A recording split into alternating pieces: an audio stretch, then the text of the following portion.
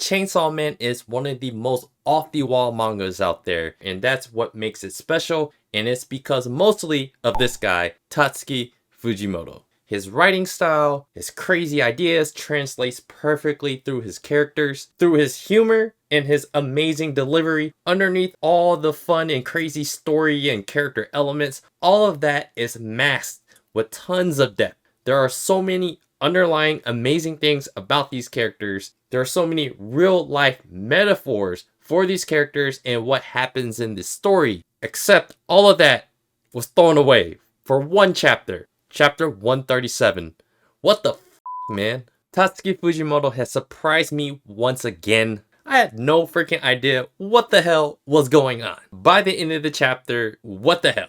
If you guys are not caught up with the Chainsaw Man manga, specifically chapters 137 and 138, this is a honey trap, so you need to get out. But if you want to be trapped, you may continue. You know, a great storyteller jerks you in one direction just to swing you back to the left. But first, there's a tease. And then there's just shameful embarrassment. This is the first time I don't actually feel that bad for Denji. Bro literally knew that this is a high probability, a high chance that this is a honey trap. He said it himself, but he couldn't help himself. He did the cardinal sin no straight man should ever do. He simped by putting a hot dog shaped object in his mouth and licking it. So as the honey pot progresses to this karaoke room where they're supposed to be getting it on, Denji thought to himself he isn't going to be the only person sucking and licking. So instead of the wiener touching girl moaning, she was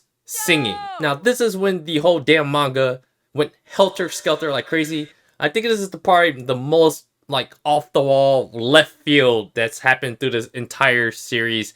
And we've seen a lot of crazy stuff. Like, you know, Power getting blasted in the head by Makima. That was pretty damn crazy. But this one, guys, was really just like, what the hell? Like, what the hell is going on? It's like all the stress that Tatsuki Fujimoto was feeling in real life. She picked this wiener touching girl and he was just like, I'm gonna have her say every crazy stressful thing that every freaking salary man is having right now, and I'm going to express it through this wiener touching chick. She is going to be the outlet. And while she's singing and saying all these random things, now I don't even know what like most of these kind of things that she was saying. I'm sure there's some more underlying things that she was saying, but I did catch a few things. But all these random dudes come out of nowhere with baseball bats and starts fighting Denji. Then Denji, one by one, just beats their asses himself. And throughout this entire fight, Denji is just fighting these dudes. And then the wiener touching chick, she just sings and just sings and sings throughout the entire, like, more than half of the chapter.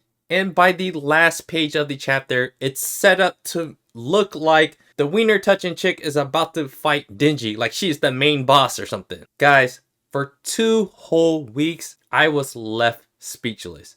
In my head, I was like, should I make a video? But no, I just felt like I had nothing to say, guys. I need a lot of explaining before I make a video. Denji fell for the most obvious honey trap. He got emasculated, and now he's about to fight the wiener touching chick. It's the most obvious setup ever. Or is it? So 2 whole weeks, we finally get chapter 138. And the wiener touching chick, she attacks Denji. So for about 2-3 full pages, we get to see her attack him. And this other guy that Denji beat up with a baseball bat, he pulls out his gun. And it looked like Denji was about to get pig roasted from both sides. And then something unexpected happened. She threw her bat at the guy with the gun, leaving all of us confused for a brief moment. And then we've come to realize that not every chick that touches your wiener is a bad person. Then Hirofumi Yoshida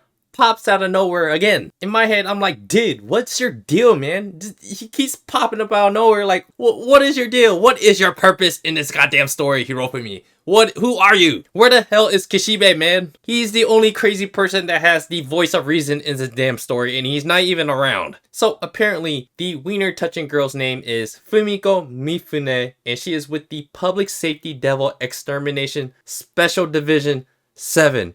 Holy crap, so many damn syllables. Is this our new trio of weirdos? Is this where Kishibe comes back and leads these trios? But Hirofumi explains even more that Mifune Fumiko, she is the bodyguard that's signed to Denji. And apparently all these dudes with the baseball bats, they know Denji's real identity. You know, Dennis. Now the chapter, for a brief moment, it takes us back to Asa and Yoru. They just reestablished to us, hey, Asa Mitaka, she's doing this to help Chainsaw Man, and Yoru, she's there to kill Chainsaw Man. And then Asa, very depressingly, she starts to state, hey, look man, fame isn't really for her. Fame is only for certain kinds of people, and Denji's one of them. So taking Denji's shine and fame actually sucks donkey balls. Nearing the end of the chapter, we are introduced with a new character, but not so new, but new because no one actually remembers him. If you guys were like me and was wondering who he actually was and couldn't fully remember him and Googled him, you probably did one of these. Damn, Makima. Yeah, that makes a lot of sense. And that is pretty much all we are left with, guys. So apparently this dude that was from that Makima arc, he's calling himself the Swordman. Like, I don't even really remember him fully, but he was one of the people that were controlled by Makima when they all fought Chainsaw Man. So it's going to be interesting to see how they use this other newer character back in the fold. Kind of the same way they used Hirofumi. Like, he was from an earlier arc and they brought him back to be a major part. And now they're bringing another character from a previous arc that was barely even mentioned at all. And they're going to probably use him as a stronger supporting character. And now we have Fumiko Mifune, and she seems to be a really interesting character. It feels like she's going to be taking kind of power spot. We thought, like, at least in my head, I thought Asa is going to be taking kind of power position in the show as just being like a female lead. But it looks like Fumiko Mifune, she's going to be taking on more of that kind of character. Yeah, this entire arc, guys, the pacing has been pretty damn fast. So I do hope when the anime does come out, they fill a lot of good anime only scenes. There's a ton of good action scenes that I could see them putting into these panels. And if the anime can ever get the humor right, like, the anime is gonna skyrocket on how much I really love it. I like it, but I don't completely love the anime. So if you guys seen a lot of my older videos, you know, I go heavy on the comedy in the anime, but I do hope a lot of these parts, they hit really, really well in the anime. Because if it does, it's gonna freaking literally make my mind melt. But really though, guys, chapter 137 really did leave me speechless. It left a legitimate bad taste in my mouth. The last thing in my head was Denji sucking and licking. That's all I had in my head. And I was so turned off by that. That was the last image I did not want to see in my head. And I had to wait 2 weeks to kind of get that over with. But yeah, I'm so glad that chapter 138 cleared up so many things and we moved past that little part of the arc really, really fast and introduced Fumiko Mifune. And now we have this other character, Swordman. So there's a ton of things to expound upon. It feels like we're so early in the story. I feel like this whole entire arc so far is just establishing characters, and just slowly building a lot of fun, teasing moments. We just met Nayuta and seeing what her character is like. She's super hilarious. She is really taking Power's position as that funny kind of character. So I love Nayuta. But yeah, I am enjoying Chainsaw Man more than ever right now. It's my favorite manga out right now.